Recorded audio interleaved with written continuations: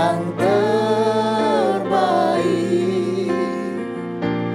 yang harum dan sejati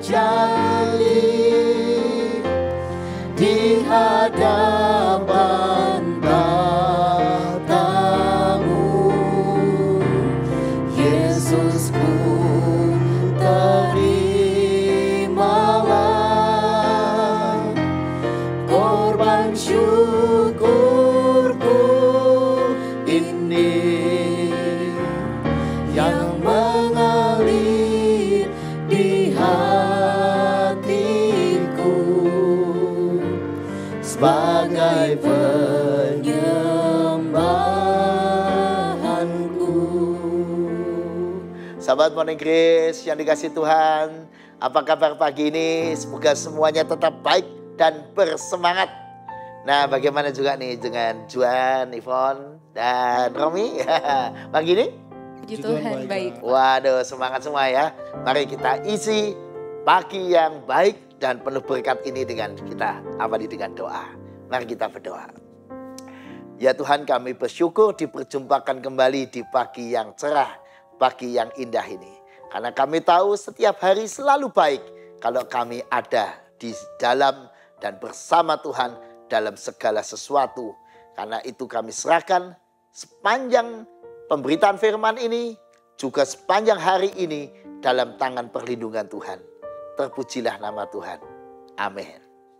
Sahabat Morning Grace yang dikasihi Tuhan, bagaimana kabarnya? Apakah hari ini kita masih menjadi penurut-penurut Allah yang setia seperti dan sebagaimana anak-anak yang terkasih? Efesus 5 ayat 1 sampai 2 mengatakan demikian. Sebab itu jadilah penurut-penurut Allah seperti anak-anak yang kekasih. Dan hiduplah di dalam kasih sebagaimana Kristus Yesus juga telah mengasihi kamu dan telah menyerahkan dirinya untuk kita sebagai persembahan dan korban yang harum bagi Allah.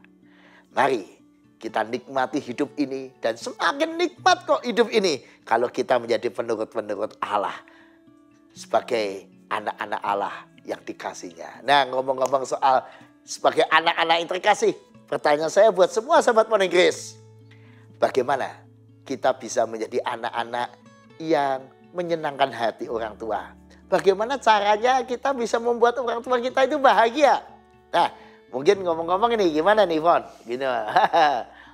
Ada telepon orang tua sih, Pak, karena jauh. Wah, ya. Telepon-telepon ya. Karena orang tuanya jauh. Ada di mana orang tuanya?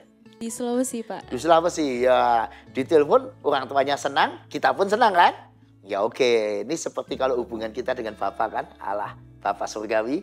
Kalau kita doa, kita kan ketika anak telepon orang tua kan, kita doa betapa bahagianya Allah. Itu saya membahagiakan Allah, saya kira bagus. Yang lain? Sama sih Pak, menjaga relasi telepon orang tua atau ngechat, ngabarin orang tua. Oke, semakin banyak relasi, telepon, chat dan sebagainya, makin bagus kan? Orang tua makin bahagia. Sebenarnya orang tua kan nggak minta apa-apa kan dari kita kan? Emangnya orang tua pernah minta uang kan? Enggak kan?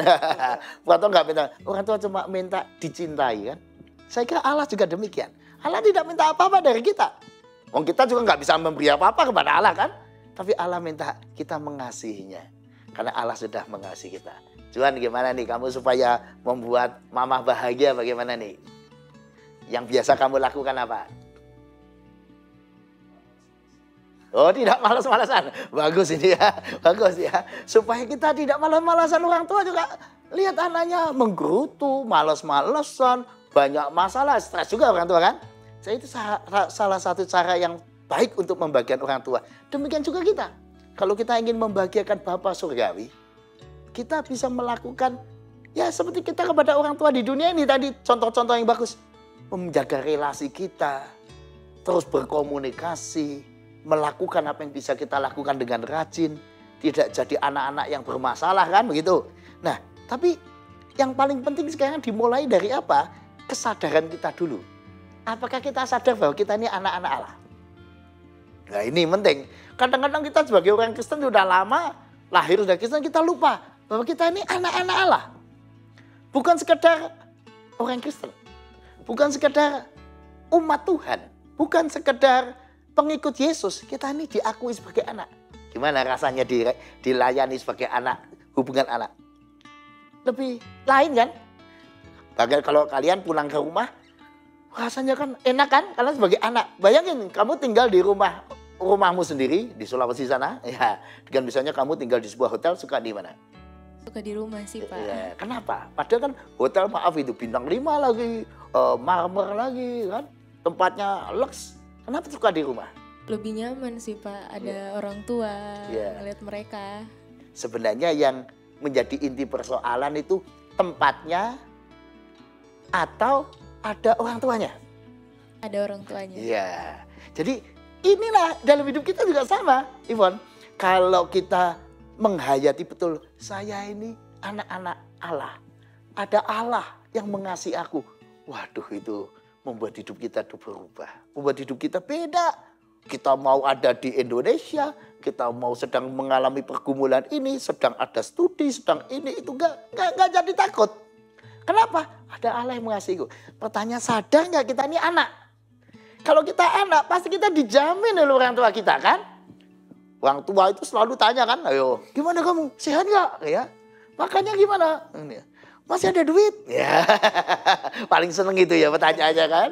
Dan sebagainya. Orang tua itu selalu peduli. Allah, Bapa surgawi kita, lebih lagi dia tahu semua yang kita semua butuhkan. Jadi sadar sebagai anak, aduh syukuri. Bersyukur, saya punya Bapa yang baik. Dan salah satu bentuk mensyukuri adalah tadi, menjadi penurut-penurut Allah. Yang kedua, dengan meneladani apa yang Yesus sudah lakukan dalam hidupnya. Supaya kita tahu. Artinya melakukan firman dalam kehidupan sehari-hari.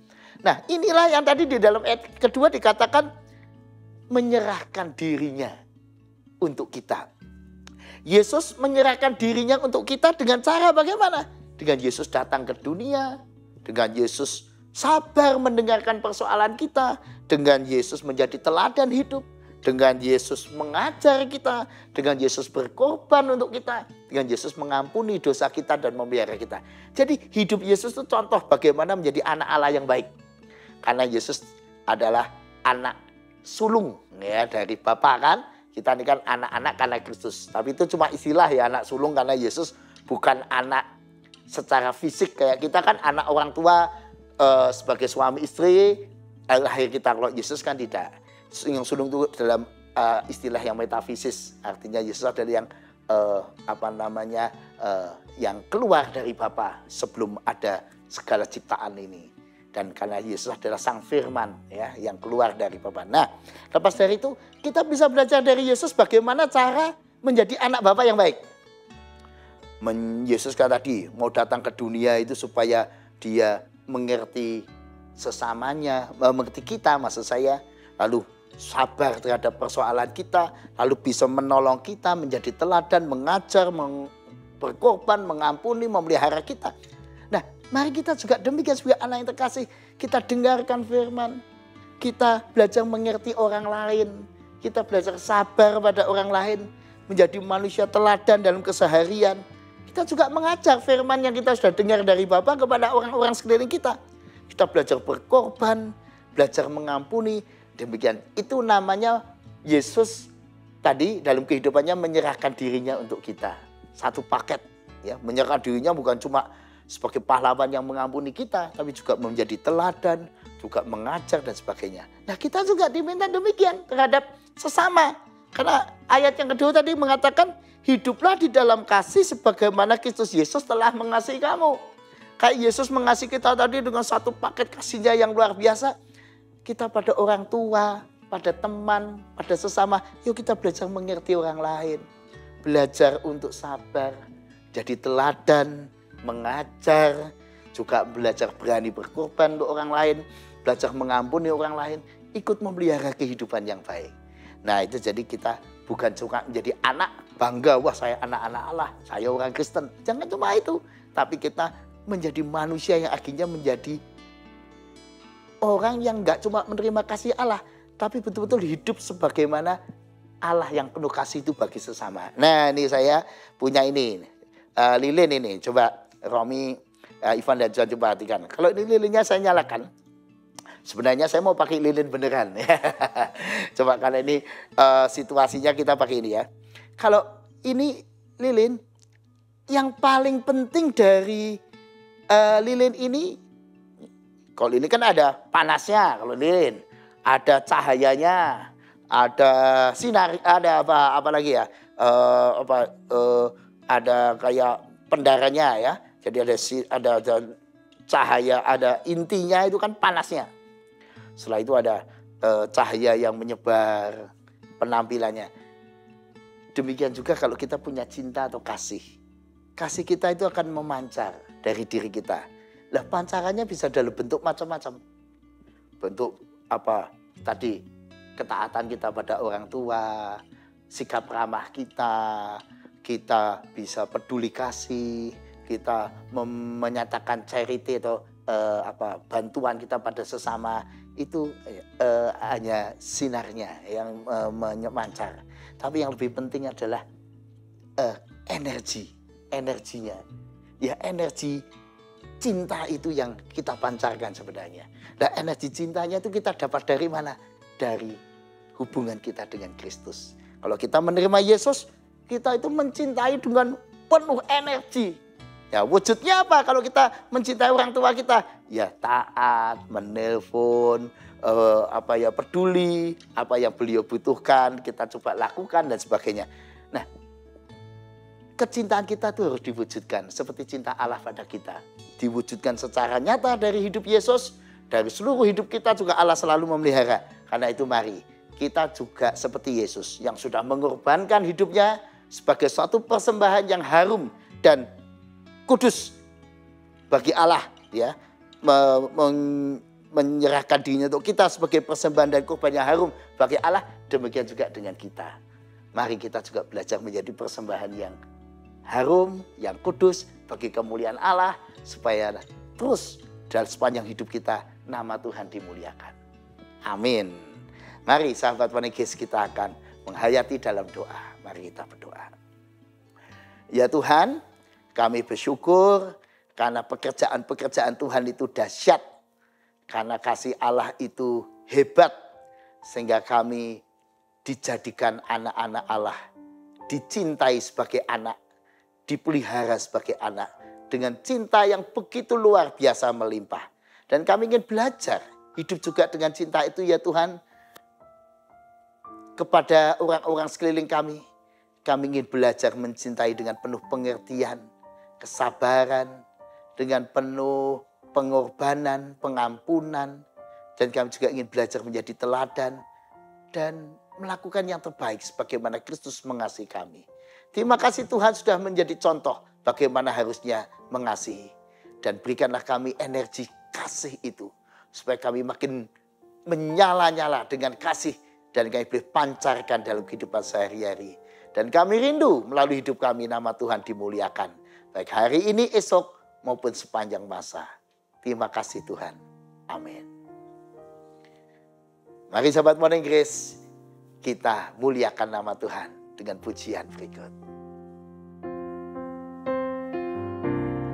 Takkan